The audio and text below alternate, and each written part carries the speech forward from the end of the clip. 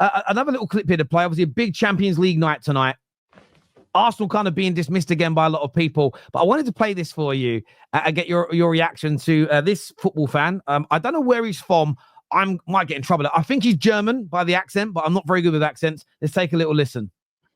With the UCL semi-finals. We have an actual dilemma here, lads. Look, usually no matter if your club is in the Champions League or not, you always have a team where you say, yeah, I kind of root for them. I hope they win it. But here, I hope nobody wins. Call the season off, lads. Nah, seriously, I'll run you through my thought process. Arsenal, their fans are already insufferable. Imagine if they actually win the Champions League. No, we cannot let this happen. PSG, they have pretty good ultras, good fan base to be fair. But in my opinion, every real football fan should always be strongly against a state-owned club. And let's be honest, for the memes, they also have to stay on 0 Champions Leagues. Like, we can't possibly rob the iconic Hamburg admin from making these posts, can we? Inter, merda. And finally, Barca. Their online fan base might be the most toxic and the most insufferable on the planet on average. And we won't hear the end of it if they actually win something again. But at the end of the day, they're the only fan-owned club left in the Champions League. Run by their socios, which is something I respect way more than having a billionaire owner. I actually think I might have to root for Barca here, guys. But let me know, lads, if you're also not a fan of any of these four, who do you hope wins the Champions League now? There is a... I would say German with that accent. That sounds German. Even without the accent, you can tell. It's the whole it's the whole fan-owned club thing, isn't it? Yeah, that's a great point. It's a great point. Shit, mate. Arsenal dismissed there as, because their fans are insufferable. I see a lot of that. Do you get a lot of that on That's Football where people are like, I just can't stand Arsenal? Why? They're fans. I think in the early days when I started doing this, Arsenal fans were insufferable. It was in the days where if you did an online poll, they'd appear in their thousands just to win it. You could say who's the best player out of Ronaldo and I don't know, bloody who's a shit Arsenal player. I'm trying to think. But the shit Arsenal player would win. In the last few years, I don't really notice it. I mean, maybe we've blocked most of them. I don't know, but I don't really notice it. Look, if they win a Champions League, they're going to celebrate. They're going to post about it, and they're going to enjoy it, and they're not going to shut up about it. What do you want them to do? Humbly accept winning their first ever Champions League, and we're not going to try and offend anybody? Of course, they're going to do that. So I don't really get this whole insufferable stuff. I just think that we've got, and as for the PSG thing, they shouldn't win it because they're state owned. Are we still doing that?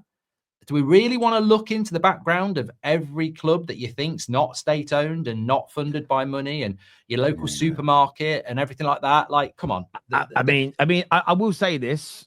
I'm probably going to ruffle a few feathers here. Just go back and look into some of the history of some of the companies who are behind some of the German football teams, like Bayer Leverkusen. Oh, mate, I think I'm wearing I'm wearing a brand here. I think I'm wearing a brand here, actually, that somebody told me has got links to certain German dictators. So they made the jumper you're wearing, that cup. They made the uniforms.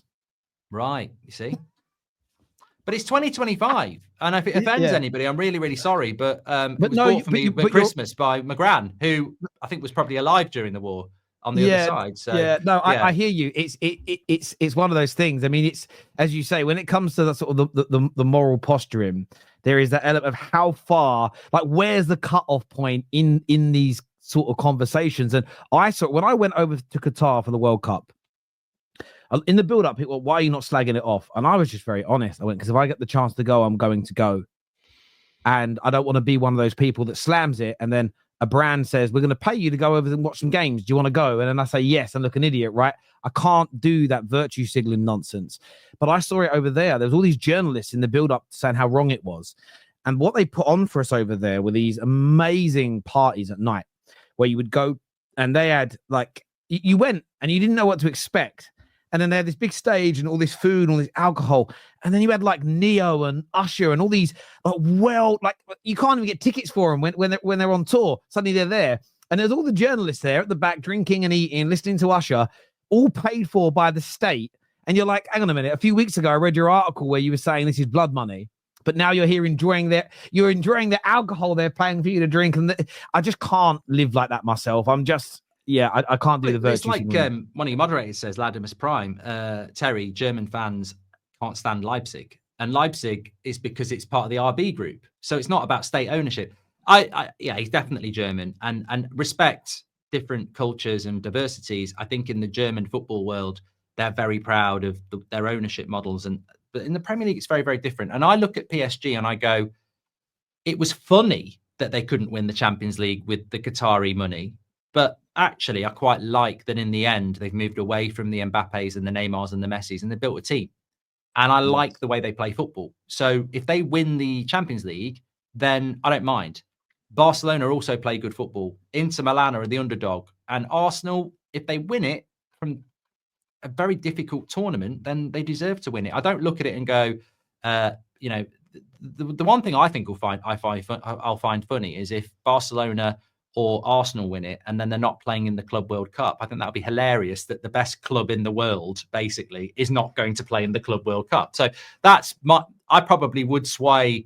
If pushed, I'd probably say I want Barcelona or Arsenal to win it because I think it'd just be funny that they're not there. But if PSG win it, I think it'd be great for the tournament because of the way they play football. If Inter win it, it'll be a shock. So I don't really care who wins it, really. I know who I think will win it, but I don't really care who wins it.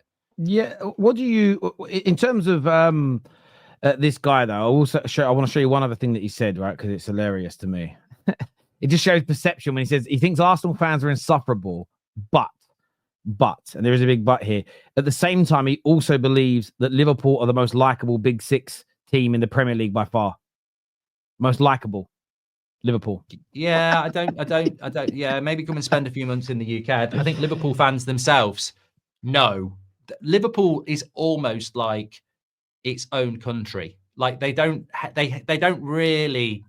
I know so many Liverpool fans, and I get on with them.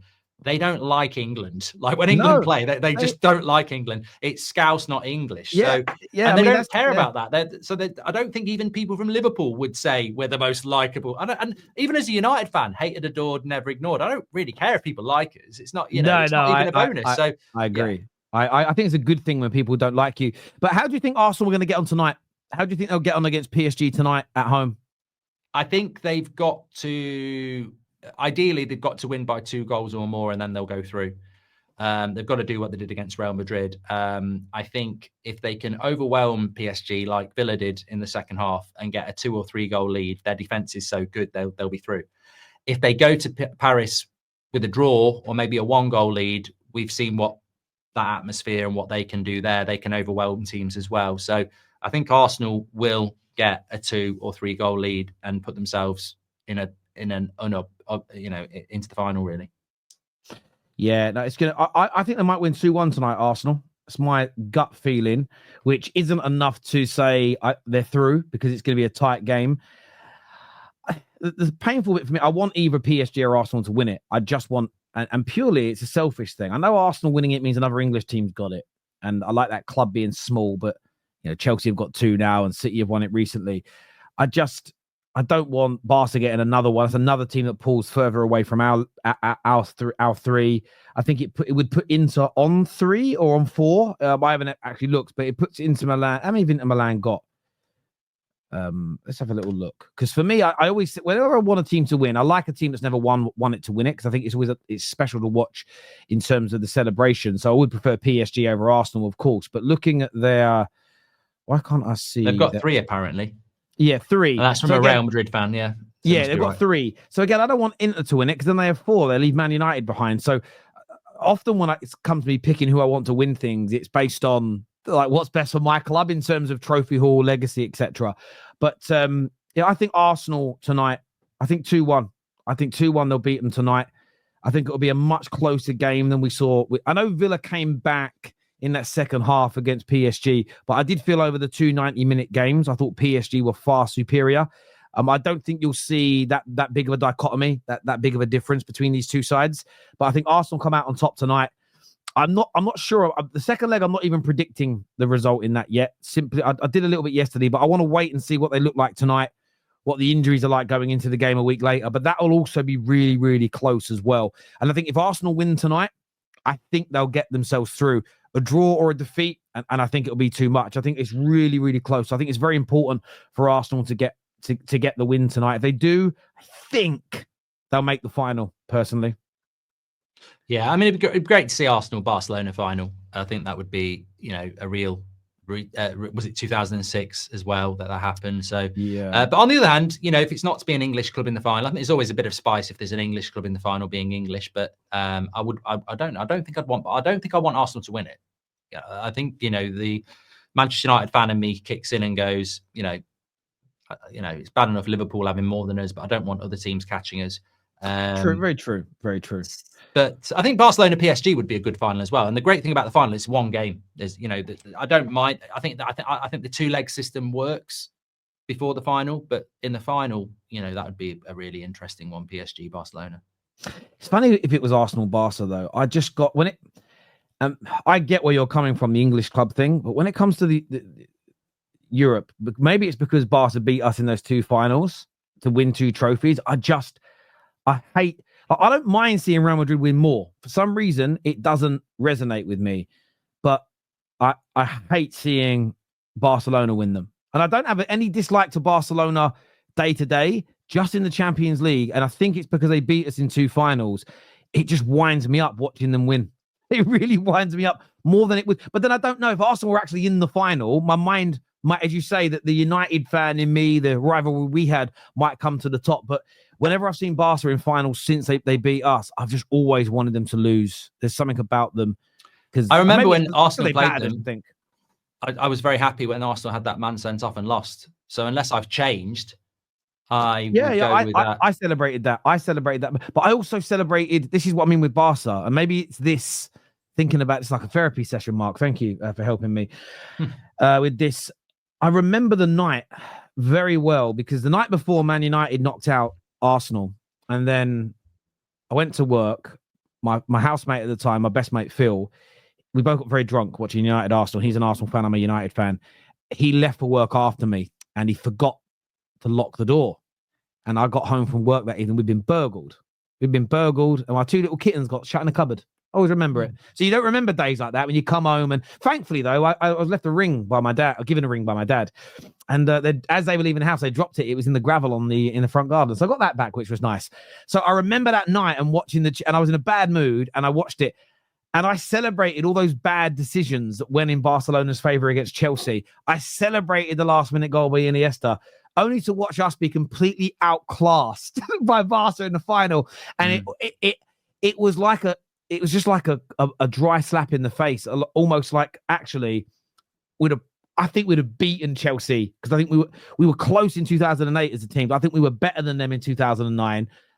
And we would have probably gone back to back. But that's just, maybe it's that with Barcelona, like me celebrating them sort of cheating Chelsea out of it just for them to obliterate us in that final. I was the same, mate. Yeah, that Chelsea were robbed that night to a horrible extent, but I enjoyed it.